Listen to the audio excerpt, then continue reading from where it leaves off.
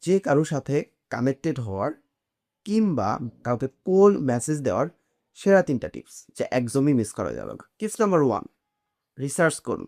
আপনি তার সাথে কোথায় কানেক্টেড হইছেন? হইতে পারে LinkedIn কিংবা Facebook বা অন্য যেকোনো সোশ্যাল মিডিয়া। জাস্ট তার আইডিটাকে একটু ঘেঁটে দেখুন, সে কি পছন্দ করে, সে কি নিয়ে কাজ করতেছে, হেন-তেন তার সম্পর্কে ফার্স্টে একটা আইডিয়া নিয়ে ফেলুন। টিপস নাম্বার 2, কমন কানেকশন খুঁজুন। হ্যালো ভাইয়া, হ্যালো, কেমন আছেন? কি করতেছেন? নো, এভাবে না গিয়ে আপনি দেখুন তাকে এভাবে অ্যাপ্রোচ করতে পারেন কিনা।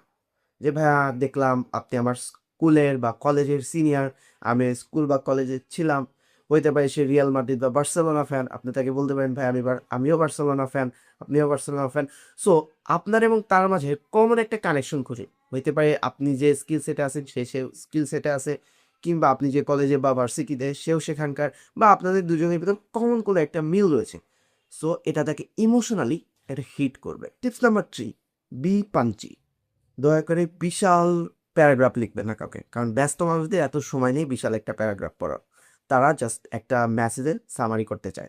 সো আপনি টু দি পয়েন্ট কথা বলেন। আপনি কি চাচ্ছেন তার কাছে বা কি নিয়ে কথা বলতে চাচ্ছেন, ডিরেক্ট তাকে বলে দেন। কমন গ্রাউন্ড খুঁজুন, ছোট করে মেসেজ দিন। দেখবেন আপনার রিপ্লাই পাওয়ার সম্ভাবনা ৮০% বেড়ে যাবে।